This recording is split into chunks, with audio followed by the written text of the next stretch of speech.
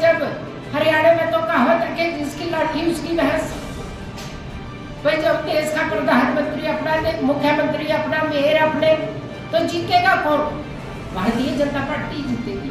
One nation one election के लिए पहुंचे भाजपा की वरिष्ठ नेता बनतो कटारिया भाजपा जिला अध्यक्ष अनिल मित्तल श्यामलाल बंसल बार एसोसिएशन पंचकूला अधिवक्ताओं ने किया जोरदार स्वागत और उन्होंने कहा, आज हम बार एसोसिएशन पंचकूला में अधिवक्ताओं से मुलाकात करने आए हैं और उन्होंने कहा, हमारे भारत के प्रधानमंत्री नरेंद्र मोदी ने एक कमेटी बनाई थी जिसमें पूर्व राष्ट्रपति रामनाथ कोविंद को चेयरमैन बनाया था और कमेटी पार्लियामेंट को सौंपी थी और 129वां संशोधन करके पार्लियामेंट में सौंपी गई थी कमेटी और पार्लियामेंट से लोकसभा और राज्यसभा में पास करके फिर जॉइंट पार्लियामेंट के पास कमेटी चली गई जेपी सिंह के पास और आज हम सभी कमेटी के मेंबर अधिवक्ताओं के पास आए हैं उनके विचार जानने के लिए और हम चाहते हैं कि इनकी भी अधिक से अधिक राय हो जिस पर निर्णय हो जिससे ये दोबारा लोकसभा में जाए और बता सके कि इससे इसमें खर्चा कम होगा और एक साथ लोकसभा और विधानसभा का चुनाव होगा। इसके लिए आज हम यहाँ वकील भाइयों के बीच में आए हैं।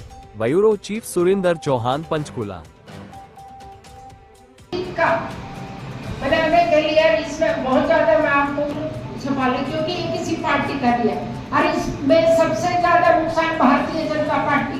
हरियाणा में तो 3 महीने का डिफरेंस है लोकसभा और विधानसभा के और इसके अलावा भी सिर्फ एक मशीन की जगह 2 मशीन रखनी पड़ेंगी। ये है one nation one election Haryana के लिए।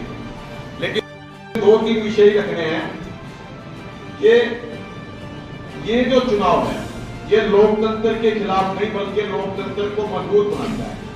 सबसे पहले अपने संविधान के आवश्यक सभी परिवर्तन अनुच्छेद 368 के तहत एक संवैधानिक संशोधन के माध्यम से किए जा सकते। जो ये बातें मैं बता रहा हूँ 368 एक संविधान संशोधन पेश करने के बाद जो बाकी बचा हुआ कार्यकाल है उसको कैसे होगा। एक विचार ये भी चल रहा है, बहुत विषय है। तो मेरा तो ये है कि एक बार आप 2-3 घंटे की एक संगोष्ठी पूरे डिटेल में करेंगे और उस डिटेल के अंदर सारे क्वेश्चन का जवाब भी मिलेगा और उसके अंदर बहुत अमूल्य सुझाव भी मिलेंगे। लेकिन मैं एक बात आपके सामने रखता हूं, एक राष्ट्र एक चुनाव से बीजेपी को कितना लाभ होगा कितना नुकसान होगा ये भविष्य के गर्भ में है।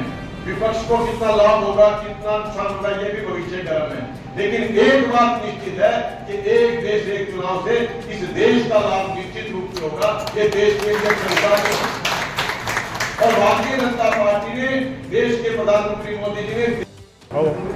मतलब जी आज बार कौंसिल में आए थे, आप किस कारण से आए थे, क्या वन नेशन वन इलेक्शन की बार कौंसिल में मीटिंग करने आए थे क्योंकि ये भारतीय जनता पार्टी के हमारे देश के प्रधानमंत्री ने हमारे पूर्व के राष्ट्रपति रामनाथ कोविंद जी को चेयरमैन बनाया था और उसके अंदर एक कमेटी बनी थी जिसने 3 साल में एक कमेटी तैयार करके तो पार्लियामेंट में सौंपी थी। 129वां संशोधन करके ये पार्लियामेंट में सौंपी गई थी। पार्लियामेंट से लोकसभा और राज्यसभा में पास करके फिर ज्वाइंट पार्लियामेंट कमेटी के पास चली गई जेपीसी के। और इससे हमने देश के प्रधानमंत्री ने फिर प्रदेश में एक कमेटी बनाई और उसमें राष्ट्र में बनाई फिर प्रदेश में बनाई। प्रदेश में हम 5 लोग हैं, हमारे बीजेपाला एडवोकेट जी, मदन मोहन छाबड़ा जी, मैं श्यामलाल बंसल जी, कृष्ण डुल और आज हमारे जिला अध्यक्ष सब यहाँ मीटिंग करने आए कि वकीलों के भी विचार हम जाने कि वह एक राष्ट्र एक चुनाव में उनकी भी अधिक से अधिक राय हो और जिस पे निर्णय हो दोबारा फिर जब ये लोकसभा में जाए तो जिससे ये बता सके कि इसमें खर्चा कम होगा और एक साथ लोकसभा और विधानसभा का चुनाव होगा। और इसके लिए आज हम यहाँ अपने वकील भाइयों के बीच में आए थे। इससे क्या बीजेपी पार्टी को फायदा हुआ? नहीं, बीजेपी पार्टी का फायदा और नुकसान भारतीय जनता पार्टी नहीं देखती है।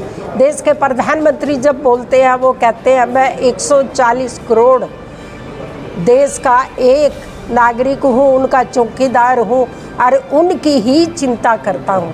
इसलिए ये एक राष्ट्र एक चुनाव की बात रखी गई। तो आज जैसे सबसे पहले आप यहाँ पे कोर्ट में आए हो, क्या लगता है आपको वही जो यहाँ पे जो भी याचिका है कोर्ट में डलती है, इसीलिए पहले वकीलों को ही मजबूत किया जाए? हम वकीलों की, हम भी खुद वकील खुद भी वकील और वकीलों की राय लेने के आए। सबकी राय से ही ये पक्ष जब रखा जाएगा, सबकी सहमति से ही इस पे निर्णय होगा। तो क्या सहमति मिली वकीलों की तरफ से? अभी तो लंबा चलेगा विचार विमर्श, सभी हमने सबकी राय ली है। रामपाल को सबने देखा कि उसने 14 साल तक अपने पैरों में जूते नहीं डाले थे। उसने कभी संकल्प लिया होगा, जब वो मोदी जी हमारे हरियाणा प्रदेश के प्रधान थे, तो उन्होंने कहा जब तक आप देश के प्रधानमंत्री नहीं बनते मैं जूते नहीं डालूंगा।